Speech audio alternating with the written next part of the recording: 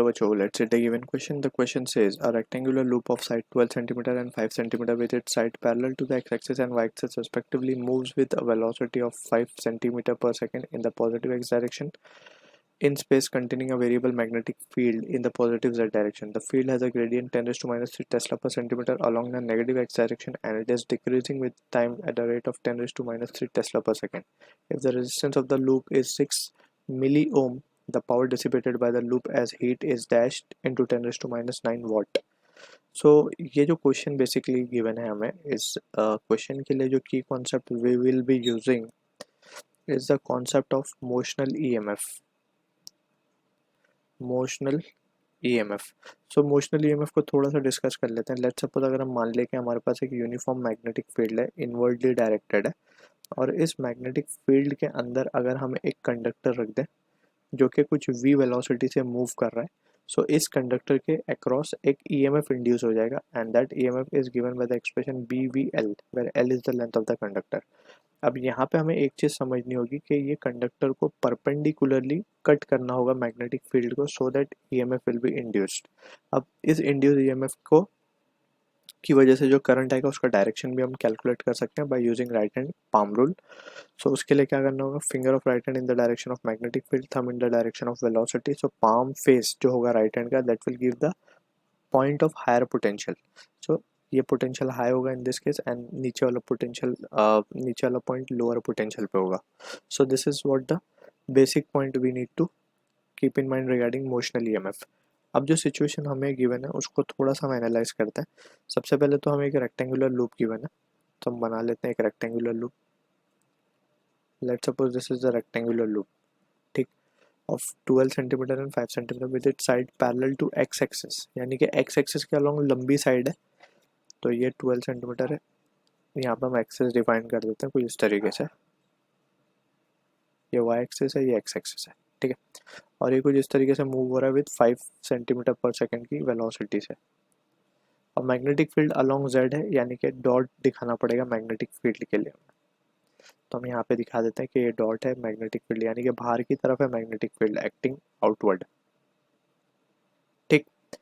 अब जो सिचुएशन हमें गिवन है उसको अगर हम देखें तो सबसे पहले हम इसको नाम दे देते हैं. लेट्स इसको कुछ अलग नाम देते हैं, PQRS, PQRS, ठीक है.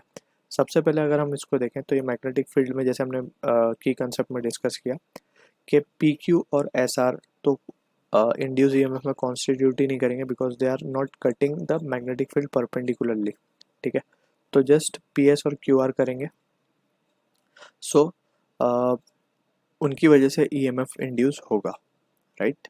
तो सबसे पहले तो हम ये समझ लेते हैं कि इनका जो पोटेंशियल हायर एंड, जैसे हमने पोटेंशियल डिस्कस किया था, तो पोटेंशियल बेसिकली अगर हम राइट हैंड पाम रूल लगाएं तो इसमें लोअर एंड यानी कि R जो है लोअर हायर पोटेंशियल पे होगा कंपेयर टू Q. तो एक बैटरी सोर्स इस तरीके से हम इसको दिखा सकते हैं. सिमिलरली यहाँ पे भी, तो ये दो हो गए हमारे पास बैटरी सोर्सेस, ठीक है. अब फर्दर मोर जो सिचुएशन हमें गिवन है उसको हम एनालाइज करते हैं. इस पर्टिकुलर क्वेश्चन में दो वजह से ईएमएफ विल बी इंड्यूस. एक तो वेरिएबल मैग्नेटिक फील्ड की वजह से जो कि हम फैराडेज लॉ से हम ईएमएफ कैलकुलेट कर सकते हैं, और एक मोशनल ईएमएफ आएगा. इसमें दो ईएमएफ आ रहे हैं, दो वो हमें याद रखना है. सबसे पहले तो हम जो वेरिएबल मैग्नेटिक फील्ड की वजह से ईएमएफ आ रहा है उसको हम बोल देते हैं लेट्स से E1. तो वो क्या होगा basically according to Faraday's law d∅dt. तो ए को अगर हम बाहर ले लें तो dp/dt, इस तरीके से वी कैन कैलकुलेट. तो ये रिजल्ट हमें क्या मिल जाएगा, सिंपली अगर हम इसको लिख दें तो dp/dt अगर हम देखें क्वेश्चन में तो वेरिएबल मैग्नेटिक फील्ड गिवन है हमें 10⁻⁻3, राइट. सो इसको एरिया भी हमें एरिया हम निकाल सकते हैं 12 5 so it will B 12 5 60 and centimetre में है तो 10⁻⁻4 हो जाएगा इंटू dp/dt इज 10⁻⁻3. तो ये फाइनली आएगा 60 इंटू 10⁻⁻7, ठीक है.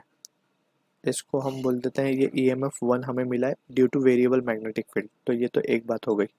अब मोशनल EMF हमें कैलकुलेट करना है. तो उसके लिए सबसे पहले हमें जो मैग्नेटिक फील्ड है वो किस हिसाब से वेरी कर रही है वो कैलकुलेट करना होगा. तो हम इसको एक्सप्रेशन नंबर 1 बोल रहे हैं फिलहाल.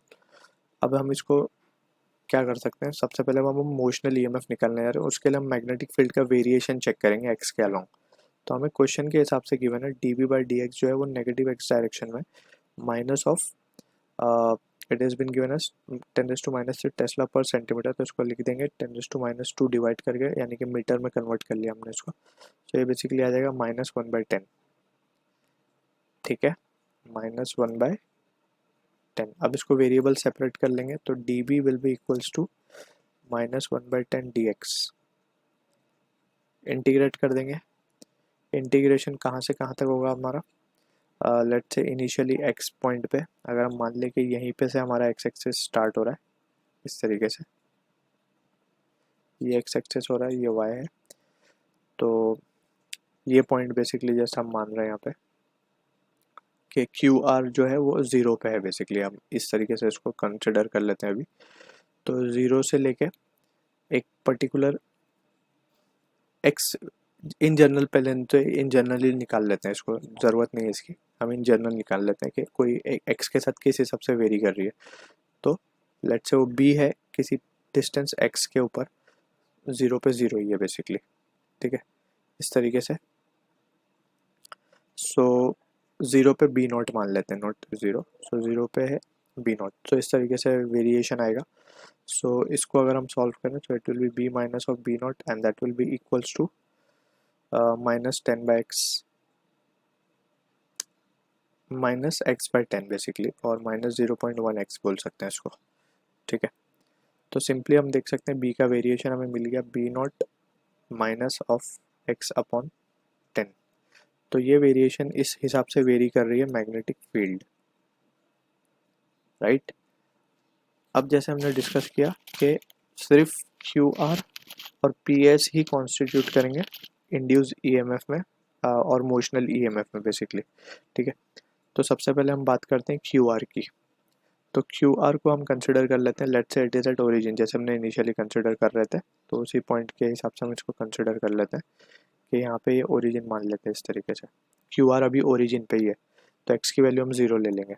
तो यहाँ पे हम लिख सकते हैं कि सिंपली अगर हम देखें तो QR के लिए हम क्या लिख सकते हैं, मैग्नेटिक फील्ड और सॉरी मोशनल EMF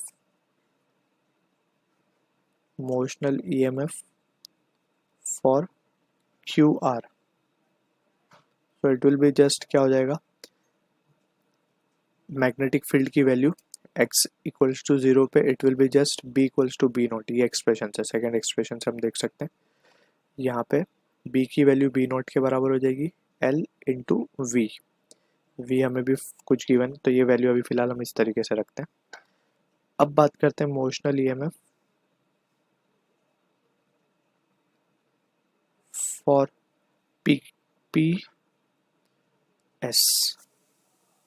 PS के लिए। ठीक है, तो वो क्या हो जाएगा, इसको हम मान लेते हैं, लेट सपोज हमने उधर E1 माना था, इसको मान लेते हैं E2 या फिर E डैश बोल देते हैं इसको। अब E डबल डैश PS के लिए हम क्या लिखेंगे, it will B magnetic field अब क्या आएगी, B not minus of minus, क्योंकि अब टुवर्ड्स PS जो है टुवर्ड्स नेगेटिव एक्स डायरेक्शन में, तो it will be minus of 12 into 10⁻²मीटर्स डिवाइडेड बाय 10। इस तरीके से b की वैल्यू आ गई हमारे पास इंटू वी एल, राइट। सो इसको जब हम सॉल्व करेंगे तो ये वैल्यू आ जाएगी हमारे पास b नॉट प्लस 1 इसको हम सिंपली लिख देते हैं इस तरीके से कि ये हो जाएगा हमारे पास 12 10⁻³ इंटू VL। तो ये वैल्यू आ गई हमारे पास E डबल डैश की। क्लियर। अब हम क्या करेंगे, सिंपली हम देख सकते हैं फ्रॉम द डायग्राम को अगर हम ध्यान से देखें तो ये जो दो सेल्स हमने बनाई है इसको हमने E डबल डैश बोला इसके EMF को, और इसके EMF को हमने बोला E डैश। ये असिस्ट नहीं कर रही है, ये अपोज कर रही है एक दूसरे को। तो जो नेट EMF आएगा बेसिकली, नेट EMF क्या लिख सकते हैं हम, इन दोनों की वजह से मोशनल का ही केस अभी डिस्कस हो रहा है बेसिकली, तो E इक्वलेंट बोल देते हैं। तो E equivalent will be equals to, यहाँ पे हम लिख देंगे E double dash minus of E dash. ठीक है, तो E equivalent will be the value जो हम फाइनली कंसिडर करेंगे टोटल EMF के अंदर। ठीक है, तो यहाँ पे हम लिख सकते हैं इसको, ये वैल्यू आ जाएगी हमारे पास इसको सॉल्व करने पे B not plus 12 10⁻³ into V L minus of B not L V. ठीक है, तो B not L V cancel हो जाएगा यहाँ से, और हमारे पास जो रिजल्ट बचेगा वो होगा 12 10⁻³ इंटू वी की वैल्यू हमें गिवन है 5 सेंटीमीटर पर सेकेंड गिवन है, राइट। सो इसको हम कन्वर्ट कर लेंगे 5 इंटू 10⁻² मीटर पर सेकेंड में, एंड इंटू लेंथ हमें गिवन है, लेंथ बेसिकली कौन सी लेंथ लेनी है, क्यू आर या पी एस वाली लेंथ, ठीक है, जो कि है 5 सेंटीमीटर। तो अगेन 5 इंटू 10⁻²। तो फाइनली ऑन सिंप्लीफिकेशन ये वैल्यू हमारे पास आ रही है 12 इंटू 25 दैट इज 300 10⁻⁷ वोल्ट। ठीक है, सो ये मिल गया ई इक्वलेंट, इसको हम बोल रहे हैं आवर एक्सप्रेशन नंबर 2। अब 1 और 2 मिला करके टोटल ईएमएफ हमारे को मिलेगा इस पर्टिकुलर क्वेश्चन के अंदर, तो अब हम उसको क्या लिखेंगे, देयरफॉर नेट ईएमएफ, एक तो वेरिएबल मैग्नेटिक फील्ड जो हमने स्टार्टिंग में कैलकुलेट किया from 1 and 2, it will be E equivalent plus of E, इसको हमने बोला था E1, तो अब हम सिंपली ऐड कर देंगे 300 10⁻⁷ प्लस यहाँ पे हमें कितना मिला है 60 10⁻⁷, तो ये हो जाएगा 360 इंटू 10⁻⁷ वोल्ट। तो ये मिल रहा है net EMF of the system basically. अब हमें पावर डिसिपेट कैलकुलेट करना है, सो पावर डिसिपेटेड हम कैलकुलेट कर सकते हैं simply, therefore now we can write power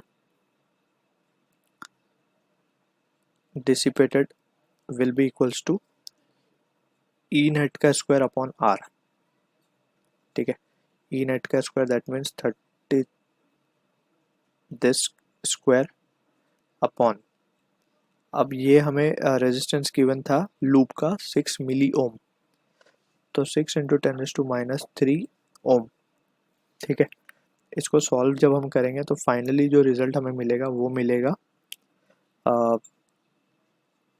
10⁻14 और प्लस 3 तो -11, और ये हो जाएगा हमारे पास ये हो जाएगा 21600, and finally the value comes out to be 216 10⁻⁹ and it will be in watt. So on comparing we can say therefore the value is, the answer comes out to be 216, yani कि this is the answer for the question. So I hope you understood the solution. All the best.